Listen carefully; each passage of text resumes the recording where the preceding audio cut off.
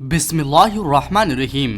अस्सलामुअलैकुम प्यारे दोस्तों, आज के इस वीडियो में जानेंगे मस्जिद अक्सा के बारे में। वीडियो शुरू करने से पहले आपसे गुजारिश है कि आप एएच मोरल स्टोरी को सब्सक्राइब करके ऑल नोटिफिकेशंस क्लिक कीजिए। तो आइए शुरू करते हैं आज की वीडियो। दोस्तों, एक मुकद्दस शहर जिसको बैतुल मुकद्दस या यरूशलेम नाम से जाना जाता है, इस शहर को दुनिया के सबसे पुराने शहरों में से एक माना जाता है। इस दुनिया की तारीख में अभी तक सबसे ज्यादा इंसानों की जान इसी शहर के लिए ली गई है। और ये कहना भी बिल्कुल गलत नहीं होगा कि जितनी ज्यादा जंगें इस शहर को हासिल करने के लिए की गई है, शायद इतिहास में इससे ज्यादा जंगें किसी और शहर के लिए लड़ी गई हो। दोस्तों, इस शहर के बारे में ये भी कहा जाता है कि इस शहर का जर्रा जर्रा मुकद्दस है। दोस्तों, आपको बताते चले कि दुनिया का इकलौता ऐसा शहर है जिसको तीनों ही इब्राहिमिक रिलीजन यानी कि यहूदियों और ईसाइयों के साथ साथ मुसलमानों में भी हद से ज्यादा मुकद्दस माना जाता है। यहूदी मजहब के मुताबिक हमारी दुनिया की शुरुआत इसी शहर से हुई थी। साथ ही साथ हजरत इब्राहिम अलैहिस्सलाम ने अपने बेटे की कुर्बानी की तैयारी भी इसी शहर से शुरू की थी। इतना ही नहीं, इसी शहर में वो दीवार भी मौजूद है जिसको यहूदी मजहब में सबसे ज्यादा पवित्र जगह माना जाता है। ये वही दीवार है जिसको वेस्टर्न वॉल कहते हैं और ये दीवार गिरिया के नाम से भी जानी जाती है। आपको बताते चले, और ये दीवार गिरिया उसी हकेले सुलेमानी का बचा हुआ हिस्सा है जिसको हजारों साल पहले हजरत सुलेमान अलैहिस्सलाम की तरफ से बनवाया गया था। दोस्तों, वही ईसाइयों का मानना है कि इसी शहर में हजरत ईसा अलनबीना अलैहिस्सलाम की पैदाइश की जगह मौजूद है। बल्कि यही वो शहर था जहां पर हजरत ईसा अलैहिस्सलाम को सूली पर चढ़ाया गया था।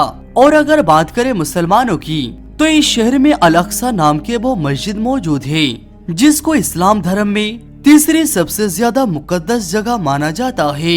यानी मक्का और मदीने के बाद मुसलमान अगर किसी जगह को सबसे ज्यादा अहमियत देते हैं तो वो यही जगह है। इसके अलावा मुसलमानों के लिए ये शहर किबला अव्वल है, क्योंकि काबा शरीफ से पहले मुसलमान इसे जानिब रुक करके नमाज अदा करते थे। दोस्तों, हमारे प्यारे आका महबूब मुस्तफा सल्लल्लाहु तआला अलैहि वसल्लम ने जब मेराज का सफर किया था तो यही वो शहर था जहां अल अक्सा के अंदर सरकार अंबिया सल्लल्लाहु तआला अलैहि वसल्लम ने सभी नबियों की इमामत की थी। इसके अलावा हजरत सुलेमान अलैहिस्सलाम और हजरत दाऊद अलैहिस्सलाम जैसे बहुत से जलीलुल कदर पैगंबरों की माजार इसी शहर में मौजूद है, जो शहर की अहमियत और भी बहुत बढ़ा देती है। दोस्तों, शायद यही वजह थी कि इतिहास में इस शहर को हासिल करने के लिए मुसलमान और ईसाइयों के बीच एक के बाद एक जंगें होती रही। मुसलमानों और ईसाइयों का ये जंग कई सदियों तक चलती रही थी। दोस्तों, अब आइए जानते हैं कि आखिर इस शहर की शुरुआत कैसे हुई। आज तक तकरीबन 7000 साल पहले भी इस शहर के अंदर इंसानी आबादी हुआ करती थी, जो इसे पुरानी शहरों में से एक शहर बनाती है। इस शहर को सबसे पहले हजरत दाऊद अलैहिस्सलाम ने फतह किया था। ये वही दाऊद अलैहिस्सलाम है जिसे यहूदी और ईसाई धर्म में डेविड के नाम से जाना जाता है। दाऊद अलैहिस्सलाम ने इस शहर को फतह करने के बाद इसको अपनी सल्तनत की राजधानी बनाया। हजरत दाऊद अलैहिस्सलाम ने इस इलाके पर तकरीबन 33 साल तक हुकूमत की थी। उसके बाद उनकी ये हुकूमत उनके बेटे हजरत सुलेमान अलैहिस्सलाम के पास चली गई। ये वही हजरत सुलेमान अलैहिस्सलाम है जिनको सोलोमन के नाम से भी जाना जाता है। सुलेमान अलैहिस्सलाम ने ही मशहूर इमारत हैकल सुलेमानी भी बनाया था, जिसके अंदर ताबूत सकीना को रखा गया था। दोस्तों, ताबूत सकीना हद से ज्यादा खास हुआ करता था। इस संदूक के अंदर पुराने गुजरे हुए नबियों के तबरुकात रखे हुए थे। हजरत सुलेमान अलैहिस्सलाम के चले जाने के बाद इस शहर में बहुत सारे उतार चढ़ाव आते रहे। इसके बाद 598 वीसी में यानी कि हजरत ईसा अलैहिस्सलाम से भी 600 साल पहले बाबुल के बख्तनसर नामी एक जालिम बादशाह ने इन लोगों के ऊपर हमला कर दिया। यरूशलेम शहर में हमला करने वाले बख्तनसर बादशाह ने न सिर्फ इस शहर को पूरी तरह से बर्बाद कर दिया, बल्कि हजारों बनी इस्राएल को मौत के घाट उतार दिया और इससे कहीं ज्यादा यहूदियों को गुलाम बनाकर वो अपने साथ बाबुल में लेकर चला गया। शहर की इस तबाही में हैकल सुलेमानी नामी वो मशहूर इमारत भी पूरी तरह से बर्बाद हो गई थी और इस इमारत के अंदर मौजूद ताबूत सकीना नामी वो मुकद्दस संदूक तो ऐसे गायब हो गया कि उसका आज तक किसी को भी पता नहीं चल सका है। इसके बाद धीरे धीरे वक्त गुजरता गया और फिर कुछ सालों के बाद 539 ईसा पूर्व में ही साइरस द ग्रेट नाम के एक ईरानी और बहुत ही रहमदिल बादशाह ने उस बाबुल पर भी हमला कर दिया। साइरस द ग्रेट ने न सिर्फ बाबुल को फतह किया, बल्कि साथ ही साथ इन गुलाम यहूदियों को आजाद करके इनको अपने वतन जाने की इजाजत दे दी। ये लोग न सिर्फ अपने वतन में वापस हुए, बल्कि साइरस द ग्रेट की मदद से उस मशहूर इमारत को फिर से बनवा लिया, जिसको हैकल सुलेमानी नाम से जाना जाता था।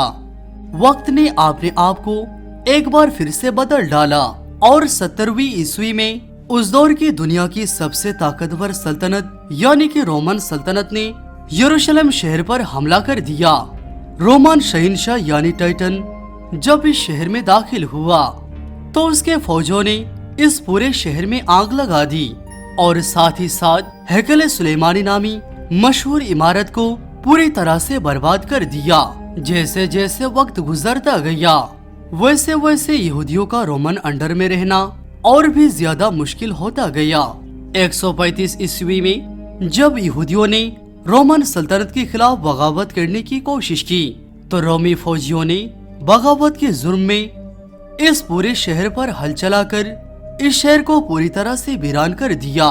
और इतना ही नहीं, यहूदियों से हद से ज्यादा नफरत की वजह से रोमी लोगों ने आप उस खास जगह पर कूड़ा और गंदगी डालना भी शुरू कर दी कि जहां पर किसी दौर में हैकल सुलेमानी हुआ करता था, यानी कि यहूदियों के सबसे पाक जगह।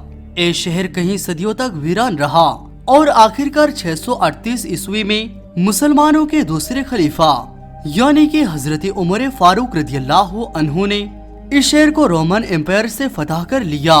इसके बाद एक लंबे वक्त तक ये शहर मुसलमानों के हाथ में रहा, मगर शुरू से ही ईसाई फौजें भी इस शहर को हासिल करने की कोशिशें कर रही थी। लेकिन इसके बाद मुसलमानों की अंदरूनी और आपसी लड़ाइयों की वजह से मुसलमानों की खिलाफत यानी खिलाफत अब्बासिया कमजोर पड़ गई। तो 1099 ईस्वी में ईसाई फौज यरूशलेम शहर को फिर से एक बार हासिल करने में कामयाब हो गई, मगर अभी शहर को ईसाइयों के कंट्रोल में गए हुए चंद साल ही गुजर पाए थे कि तभी एक नया नाम उभर कर आया और ये नाम था सलाउद्दीन अयूबी रहमतुल्लाह अलैह का। वही सलाउद्दीन अयूबी जिसने बचपन से ही इस बात का कसम खा रखी थी कि वो हर हाल में ईसाइयों से इस शहर को दोबारा हासिल करके रहेगा।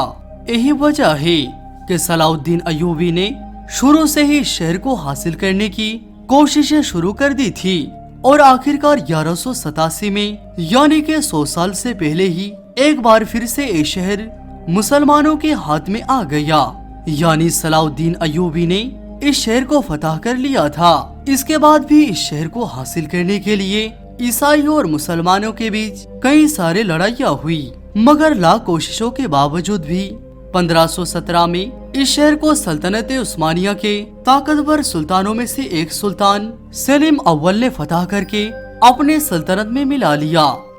1517 से लेकर 1917 तक ये शहर सल्तनत उस्मानिया का हिस्सा रहा। इस दौर में सल्तनत उस्मानिया ने इस शहर को पूरी तरह से बदल दिया था। सल्तनत उस्मानिया के दौर में ही यहूदियों ने इस शहर में आकर अपनी अलग अलग रियासतें बनाने की प्लानिंग शुरू कर दी, लेकिन सल्तनत उस्मानिया के आखिरी सुल्तान अब्दुल हामिद सानी उनके इस कोशिशों को अच्छी तरह से समझ गए थे, इसीलिए उनके दौर में यहूदियों की सारी कोशिशें नाकाम हो गई।